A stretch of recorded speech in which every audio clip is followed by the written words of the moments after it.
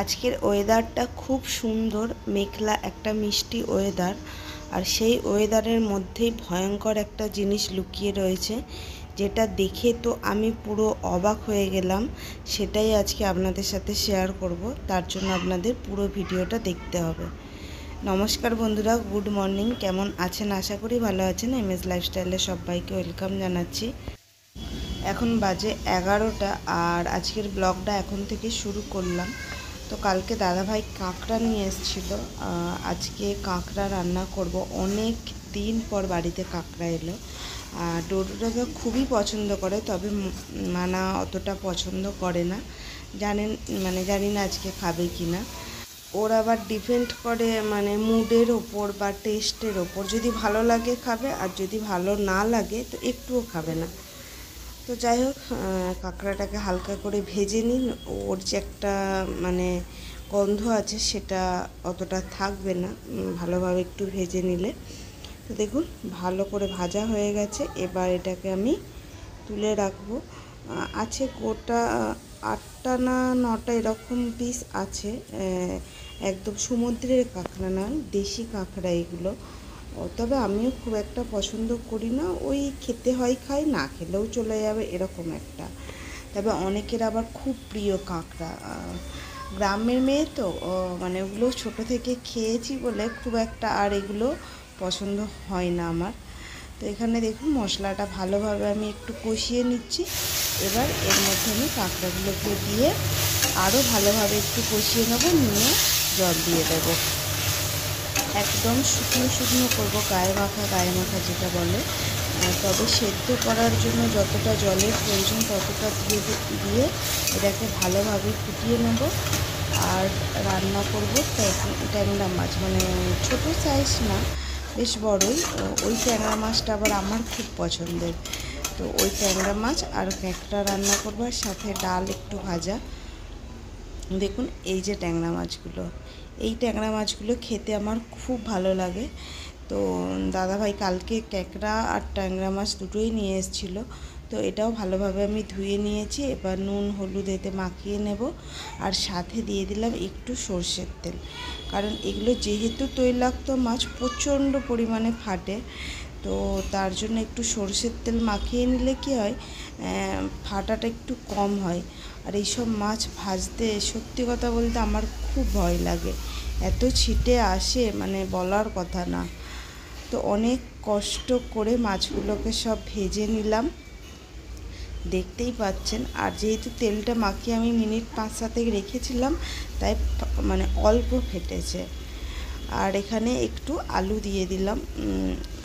মাছের সাথে, এই সব মাছের সাথে আবার আলু যায় না, বাট এই মাছটার সাথে আলু দিয়ে বেশ ভালোই লাগে।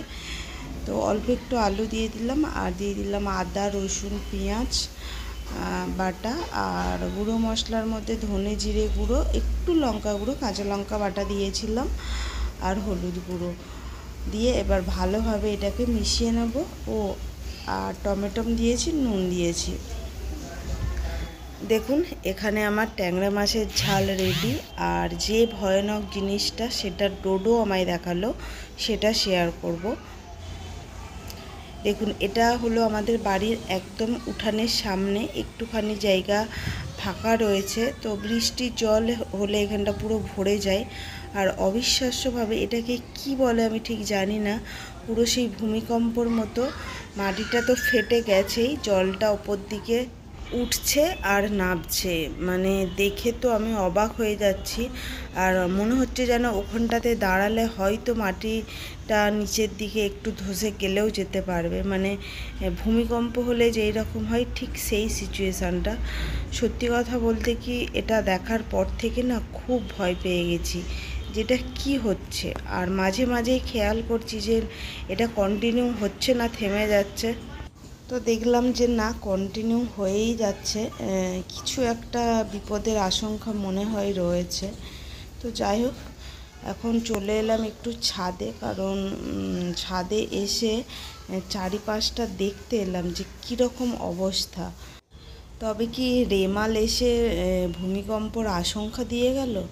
কিছুই বুঝতে পারছি না। প্লিজ আপনারা দেখে বলবেন এটা কিসের আশঙ্কা দিয়েছে। সত্যি কথা বলতে কি খুবই টেনশানের মধ্যে এখন আমরা রয়েছি যে ওটা কি। এমনকি বিকেল পর্যন্তও দেখেছি যে সেম একইভাবে হয়েই যাচ্ছে। আর ওখানটা খুব মানে মাটিটা আলগা বা নরম হয়ে গেছে। আর ছাদ থেকে বললাম প্রকৃতির পরিবেশটা দেখার জন্য, আমাদের নিচটাকে দেখুন পুরো জল, আর ওখানটা দেখুন জল জমেছিল, মানে জল কম ছিল এখন আবার জমে গেছে। তো জানি না কি হবে, কিছু মানে করারও নেই আমাদের। আর বিকেলবেলা বেরালাম একটু মার্কেটে, কারণ ওটা নিয়ে চিন্তা করে বসে থাকলে তো হবে না। বাচ্চাদের খাবার দাবার আনার আছে, তো তার জন্য সবাই মিলেই বেরালাম। আজকে একটা নতুন মলে যাবো, সেখানে যেই কিছু বাচ্চাদের কেনাকাটি রয়েছে সেগুলোই করে নেব। আর মাসকাবারি কিছু জিনিস সেগুলো কিনে নেব। যদিও এখানটায় ফার্স্ট টাইম এলাম, একটু ঘুরে দেখতে হবে, তারপরে মার্কেটিং করতে হবে। ওখানে মানে দাদা, ডোডো আর মানা ওরা সব কিছু দেখছে। আর আমিও টুকিটাকি যা জিনিস নেবার সেগুলোও আমি নিচ্ছি। আর মনটা পড়ে রয়েছে সেই বাড়ির দিকেই। এটা খাবি? পাসনি? আর ডোডো এখানে কোন স্প্রাইট নেবে সেটা বুঝতেই পারছে না। আর মানাও কি জিনিস খুঁজছে সেটাও খুঁজে পাচ্ছে না। মানে ওরা ডিসাইডই করতে পারছে না যে থামস আপ নেবে না স্প্রাইট নেবে না পেপসি নেবে। ওই নিয়ে তিনজনের দ্বন্দ্বের মধ্যে পড়ে গেছে। কিছু একটা নিয়ে নিতে হবে। নিয়ে এবার মোটামুটি কেনা কমপ্লিট। এবার বাড়ি যাব। আর হচ্ছে যে এইখানে বেশ কিছু অফার রয়েছে। 1400 টাকায় 5 কেজি চাল, 5 কেজি ডাল আর 5 কেজি তেল। তবে না, ডাল না, আটা, ওটা শেষ হয়ে গেছে বলে নিলাম না। আর আমাদের কেনাকাটি শেষ।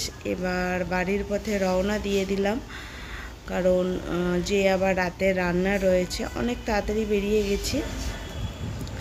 বাড়িতে এসেই আগে ডোডো বসে গেছে সব জিনিসপত্র বের করতে, কারণ ও এক্সাইটেড বেশি এইসবের দিক থেকে। আর মানা চুবড়ি নিয়ে বসে রয়েছে। তবে বেশি বাচ্চাদের খাওয়ারই নিয়ে এসেছি, মানে কেক, বিস্কুট, জ্যাম, এই সবই।